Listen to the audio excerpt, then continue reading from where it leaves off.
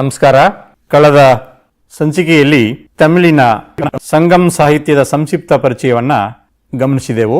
ಪ್ರಸ್ತುತ ಸಂಚಿಕೆಯಲ್ಲಿ ಸಂಗಮ್ ಸಾಹಿತ್ಯದ ಎಟ್ಟುತೊಗೆಯಲ್ಲಿನ ಕಲಿತೊಗೆ ಎಂಬ ಸಂಕಲನವು ಬಹಳ ಮುಖ್ಯವಾದವು. ಈ 8 ಸಂಕಲನಗಳೆಂದರೆ ನಟ್ರಿನೈ, ಕುರುಂದೊಗೈ, ಐಂಗುರುನೂರು, ಪದಿಟ್ರುಪತ್ತು, ಪರಿಪಾಡಲ್, ಕಲಿತೊಗೈ, ಅಗನಾನೂರು, ಪುರನಾನೂರು ಎಂಬವು ಪ್ರಮುಖವಾದ ಸಂಕಲನಗಳಾಗಿವೆ. ಇವುಗಳಲ್ಲಿ ಪದಿಟ್ರುಪತ್ತು, ಪರಿಪಾಡಲ್ ಮತ್ತು ಪುರನಾನೂರು ಎಂಬ ಈ 3 ಸಂಕಲನಗಳು ಬಾಹ್ಯ ಅಂದರೆ ಪುರಂ ಜೀವನ ಕ್ರಮವನ್ನ ಅನಾವರಣಗೊಳಿಸುವಂತಹವು. ಉಳಿದ 5 ಸಂಕಲನಗಳು ಆಂತರಿಕ ಅಂದರೆ ಅಗಂ ಜೀವನ ಕ್ರಮವನ್ನ ವ್ಯಕ್ತಪಡಿಸುತ್ತವೆ.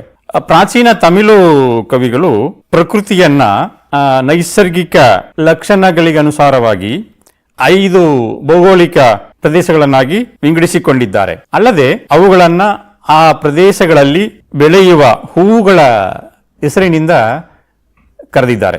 ಕುರುಂಜಿ ಮಳೆ ಪ್ರದೇಶ, ಮುಲ್ಲೈ ಅರಣ್ಯ ಪ್ರದೇಶ, ಮರುದಂ ಬಯಲು ಸೀಮೆ, ನೈದಲ್ ಕಡಲ ತೀರದ ಪ್ರದೇಶ ಮತ್ತು ಪಾಲೈ ಮರುಭೂಮಿ ಪ್ರದೇಶ ಎಂಬುದಾಗಿ ವಿಂಗಡಿಸಿಕೊಂಡಿರುವುದನ್ನು ನಾವು ಗಮನಿಸಬಹುದು. ಪ್ರಸ್ತುತ ಕಲಿತೊಗೆಯಲ್ಲಿ ಈ 5 ಬಗೆಯ ಪ್ರದೇಶಗಳಿಗೆ ಅನುಸಾರವಾಗಿ ಪಾಲೈ, ಕುರುಂಜಿ, ಮರುದಂ, ಮುಲ್ಲೈ, ನೈದಲ್ ಎಂಬ 5 ಬಗೆಯ ಜೀವನ ಕ್ರಮಗಳು ಕಂಡುಬರುವುದನ್ನು ನೋಡ್ಬೋದು. ಇದನ್ನು ಆ ಪ್ರಾಚೀನ ಸಂಗಮ್ ಸಾಹಿತ್ಯದಲ್ಲಿ ತಿನೈ ಎಂದು ಕರೆದಿರುವುದನ್ನು ನಾವು ಕಾಣ್ಬೋದು. ಆ ತಿನೈ ಎಂಬುದಕ್ಕೆ ಕನ್ನಡದಲ್ಲಿ ನಾವು ಜೀವನ ಕ್ರಮ ಎಂದು ಬದಲಾಯಿಸಿಕೊಳ್ಳಬಹುದಾಗಿದೆ. ಇವುಗಳ ಆಧಾರದ ಮೇಲೆ 5 ಮಂದಿ ಶ್ರೇಷ್ಠ ಕವಿಗಳು ಪದ್ಯಗಳನ್ನು ರಚಿಸಿ ಸಂಕಲನ ಮಾಡಿಟ್ಟಿದ್ದಾರೆ. ಈ ಪದ್ಯಗಳು ತಮಿಳಿನ ಪ್ರಮುಖ ಛಂದಸ್ಸಿನ ಲಕ್ಷಣವಾದ ಕಲಿಪ ಎಂಬ ಬಗೆಯನ್ನು ಸೇರಿದವು. ಹಾಗೆಯೇ ಪ್ರಸ್ತುತ ಸಂಕಲನವನ್ನು ಕಲಿತೊಗೆ ಎಂದು ಕರೆಯಲಾಯಿತು. ತೊಗೆ ಎಂದರೆ ಸಂಕಲಿಸಿರುವುದು ಎಂಬುದು ಅರ್ಥ. ಇವುಗಳನ್ನು ರಚಿಸಿದವರು ಅಥವಾ ಆಡಿದವರು ಸಂಗಮ್ ಕಾಲದ ಕೊನೆಯ ಕವಿಗಳು ಎಂದು ತಿಳಿದು ಬರುತ್ತದೆ. ಈ ತಮಿಳಿನಲ್ಲಿ ಈ ಬಹುಪಾಲು ಈ ಸಂಗಮ್ ಸಾಹಿತ್ಯ ಏನಂತ ಕರಿತೀವೋ, ಎಟ್ಟುತೊಗೆ 10 ಪಾಟು, ಬಹುತೇಕ ಸಂಕಲನಗಳಲ್ಲಿ ಹಾಡಿದವರು ಅಂತಲೇ ಇದೆ. ಪಾಡಿಯವರ್ ಅಂದರೆ ಹಾಡಿದವರು ಅಂತ ಅರ್ಥ. ಸೊ ನಾವು ಕನ್ನಡದ ಜಾಯಮಾನಕ್ಕೆ ಅದನ್ನು ರಚಿಸಿದವರು ಅಂತಲೂ ಹೇಳ್ಬೋದು, ಪದ್ಯಗಳನ್ನು ಹಾಡಿದವರು ಅಂತಲೂ ಕೂಡ ಹೇಳ್ಬೋದು. ಹಾಗಾಗಿ ಅವರಲ್ಲಿ ಪೆರುಂಕಡುಂಗೋನ್ ಎಂಬ ಕವಿಯು ಪಾಲೈ ಜೀವನ ಕ್ರಮವನ್ನು, ಅನಂತರ ಕಪಿಲರ್ ಎಂಬ ಕವಿ ಕುರುಂಜಿ ಜೀವನ ಕ್ರಮವನ್ನು, ಮರುದನಿಲನಾಗನ್ ಎಂಬುವರು ಮರುದ ಜೀವನ ಕ್ರಮವನ್ನು, ಹಾಗೆಯೇ ಚೋಳರಾಜನಾದ ನಲ್ಲುರುತ್ತಿರನ್ ಮುಳ್ಳೆ ಜೀವನ ಕ್ರಮವನ್ನು, ಹಾಗೆಯೇ ನಲ್ಲುಂದವನ್ ಎಂಬ ಕವಿ ನೈದಲ್ ಜೀವನ ಕ್ರಮವನ್ನು ಕುರಿತು ಹಾಡಿರುವುದನ್ನು ಗಮನಿಸಬಹುದಾಗಿದೆ. ಈ 5 ಬಗೆಯ ಪ್ರದೇಶಗಳೊಂದಿಗೆ ಕೆಲವು ಶೃಂಗಾರ ವಸ್ತುಗಳು ಸಾಂಪ್ರದಾಯಿಕವಾಗಿ ಸಂಬಂಧವನ್ನು ಕಲ್ಪಿಸಿಕೊಂಡಿವೆ. ಉದಾಹರಣೆಗೆ ಕುರುಂಜಿ ಎಂಬುದು ಪ್ರೇಮಿಗಳ ಸಮಾಗಮ, ಮುಳ್ಳೆ ಎಂಬುದು ಸಮಾಗಮದ ನಂತರ ಒದಗುವ ವಿರಹ, ಮರುದಂ ಪುನರ್ ಸಮಾಗಮದ ನಿರೀಕ್ಷೆ, ಹಾಗೆಯೇ ನೈದಲ್ ವಿರಹ ತಾಪದಿಂದ ವೈವರ್ಣ್ಯ ತಳುವಿಕೆ ಮತ್ತು ಪಾಲೈ ಎಂಬುದು ವಿರಹ ಶೋಕ. ಈ ಬಗೆಯ ವಸ್ತುಗಳು ಕಂಡು ಬರುತ್ತವೆ. ಇವೆಲ್ಲವೂ ಕೂಡ ಒಂದು ರೀತಿಯಲ್ಲಿ ಆಂತರಿಕ ಜೀವನ ಕ್ರಮವನ್ನು ವ್ಯಕ್ತಪಡಿಸುವಂತಹವು. ಪ್ರಸ್ತುತ ಕಲಿತೊಗೆಯಲ್ಲಿ ಕಾಣುವ ಪ್ರತಿಯೊಂದು ಪದ್ಯವೂ ನಾಟಕದಂತಿವೆ. ನಾಯಕ, ನಾಯಕಿ, ಗೆಳತಿ, ಸಾಕುತಾಯಿ ಮುಂತಾದ ಸದಸ್ಯರುಗಳನ್ನು ಒಳಗೊಂಡು ಪ್ರಕಾಶಮಾನ ರತ್ನಗಳನ್ನು ಹಲವು ನಮೂನೆಗಳಲ್ಲಿ ಜೋಡಿಸಿ ಮಾಡಿಸಿದ ಸುಂದರ ಉಜ್ವಲವಾದ ಒಡವೆಗಳಂತೆ ಮಿನುಗುತ್ತಿವೆ, ಕಂಡುಬರುತ್ತಿದ್ದಾವೆ. ಹಾಗೆಯೇ ವಿವಿಧ ಮನಸ್ಥಿತಿಗಳ ಸಂಚಾರ, ಭಾವವಿನ್ಯಾಸ, ಪಾತ್ರ ನಿರೂಪಣೆಗಳೆಲ್ಲವೂ ಈ ಸಂಕಲನದಲ್ಲಿನ ಕವಿತೆಗಳಲ್ಲಿ ಅಭಿವ್ಯಕ್ತವಾಗಿವೆ. ಬಹಳ ಅದ್ಭುತವಾಗಿ ಮೂಡಿಬಂದಿರುವುದನ್ನು ಕಾಣಬಹುದಾಗಿದೆ. ಹಾಗೆಯೇ ಈ ಕಲಿತೊಗೈ ಕೃತಿಯು ನಾಟಕದಂತಿದೆ ಅಂತ ಈಗಾಗಲೇ ನಾನು ತಿಳಿಸಿದ್ದೆ. ಹಲವಾರು ಸಂಭಾಷಣೆಗಳ ಮೂಲಕ ಹಲವಾರು ಸನ್ನಿವೇಶಗಳನ್ನು ಕಂಡುಬರುವುದು ತಿಳಿದು ಬರುತ್ತೆ. ಹಾಗಾಗಿಯೇ ಈ ತಮಿಳಿನ ಚಿತ್ರರಂಗದವರು ಹೊಸದಾಗಿ ಚಿತ್ರರಂಗಕ್ಕೆ ಪ್ರವೇಶ ಮಾಡಬೇಕಾದರೆ ಪ್ರಸ್ತುತ ಕಲಿತೊಗೈ ಎಂಬ ಈ ಕೃತಿಯನ್ನು ಅಧ್ಯಯನ ಮಾಡಿಯೇ ಪ್ರವೇಶ ಮಾಡುತ್ತಾರೆ ಎಂಬುದು ತಿಳಿದು ಬರುತ್ತದೆ. ಏಕೆಂದರೆ ಅಷ್ಟರ ಮಟ್ಟಿಗೆ ಈ ಕಲಿತೊಗೈಯಲ್ಲಿ ಒಂದು ರೀತಿ ಸಂಭಾಷಣೆ, ಪಾತ್ರಗಳ ನಿರೂಪಣೆ ಮತ್ತು ನಾಯಕಿಯರ ಮಾತುಕತೆ, ಆ ನಾಯಕಿಗೆ ಗೆಳತಿ ಸಹಾಯ ಮಾಡುವಂತಹ ಸಂದರ್ಭ, ಈ ಎಲ್ಲವೂ ಕೂಡ ಬಹಳ ಅದ್ಭುತವಾಗಿ ಮೂಡಿಬಂದಿರುವುದನ್ನು ಗಮನಿಸಬಹುದು. ಸೊ ಹಾಗಾಗಿಯೇ ಯುವತಿ ಕೂಡ ಚಿತ್ರರಂಗದಲ್ಲಿ ತಮಿಳಿನ ಚಿತ್ರರಂಗದಲ್ಲಿ ನಿರ್ದೇಶಕರ ಆಗಬೇಕಾದವರು ಒಂದು ಚಿತ್ರವನ್ನು ನಿರ್ದೇಶಿಸಬೇಕು ಅಂತ ಮನಸ್ಸಿಗೆ ಬಂದಾಗ ಅವರು ಈ ಕಲಿತೊಗೈಯನ್ನು ಅಂದರೆ ಈ ಪ್ರಾಚೀನ ಸಂಗಮ ಸಾಹಿತ್ಯದಲ್ಲಿ ಮೂಡಿಬಂದಿರುವಂತಹ ಈ 5 ಜನ ಕವಿವರಿಯರು ರಚಿಸಿರುವಂತಹ ಈ ಕಲಿತೊಗೈಯನ್ನು ಅಧ್ಯಯನ ಮಾಡಿ ಚಿತ್ರರಂಗದ ಒಳಗೆ ಪ್ರವೇಶ ಮಾಡಲು ಬಯಸ್ತಾರೆ ಎಂಬುದು ತಿಳಿದು ಬರುತ್ತೆ. ಇಂತಹ ಈ ಕಲಿತೊಗೈ, ಮುಖ್ಯವಾಗಿ ಈ ಕಲಿತೊಗೈ ಅಂತ ಏನಕ್ಕೆ ಕರೆಯಲಾಗ್ತದೆ ಅಂದರೆ ತಮಿಳಿನಲ್ಲಿ ಕಳಿಪ ಅಂದ್ರೆ ಅದೊಂದು ಹಾಡಿನ ರೂಪ, ಅದು ಕಳಿ ಅನ್ನೋದು ಒಂದು ಛಂದಸ್ಸಿನ, ಎರಡು ಸೇರಿ ಕಳಿಪ ಎನ್ನುವ ಆ ಛಂದಸ್ಸಿನ ರೂಪದಲ್ಲೇ ಈ 5 ಜನ ಕವಿವರಿಯರು ರಚಿಸಿರುವುದರಿಂದಲೇ ಇದಕ್ಕೆ ಕಲಿತೊಗೈ ಎಂಬ ಹೆಸರನ್ನು ಪಡೆದುಕೊಂಡಿತ್ತು ಎಂಬುದು ಸ್ಪಷ್ಟವಾಗಿ ತಿಳಿದು ಬರುತ್ತದೆ.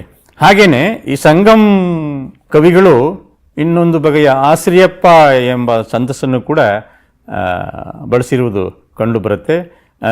ಈ ಆಶ್ರಿಯಪ್ಪ ಅಂದರೆ ತಮಿಳಲ್ಲಿ ಯಾಪು ಅಂತ ಕರೀತಾರೆ ಈ ಛಂದಸ್ಸಿನ ಸ್ವರೂಪಗಳನ್ನು.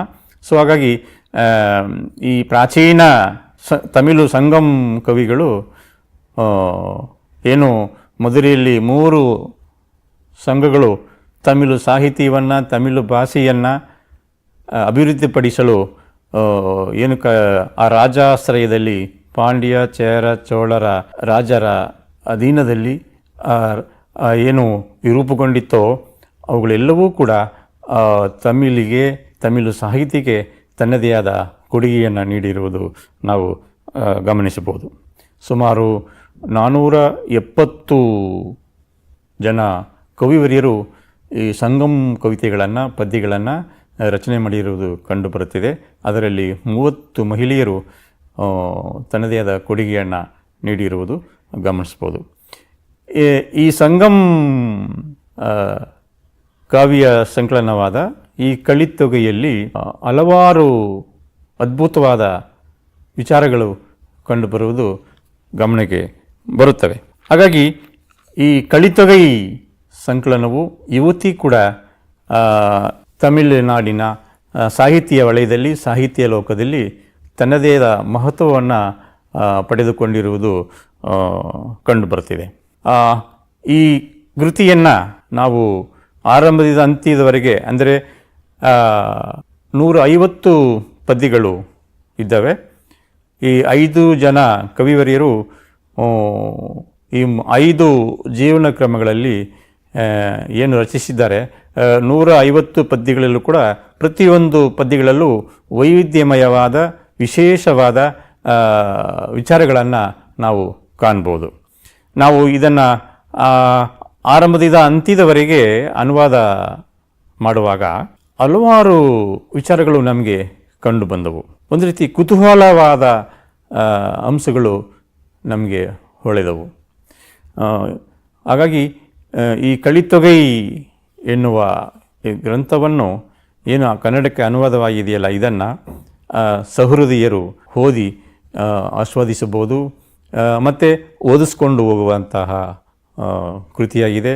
ತಮಿಳು ಸಾಹಿತ್ಯದ ವೈಶಿಷ್ಟ್ಯತೆಯನ್ನು ಈ ಕೃತಿ ತನ್ನದೇ ಆದ ರೀತಿಯಲ್ಲಿ ವ್ಯಕ್ತಪಡಿಸುತ್ತದೆ ಎಂಬುದರಲ್ಲಿ ಯಾವುದೇ ಎರಡು ಸಂದೇಹವಿಲ್ಲ. ಮತ್ತು ಈ ಕೃತಿಯ ಹಲವಾರು ಪದ್ಯಗಳನ್ನು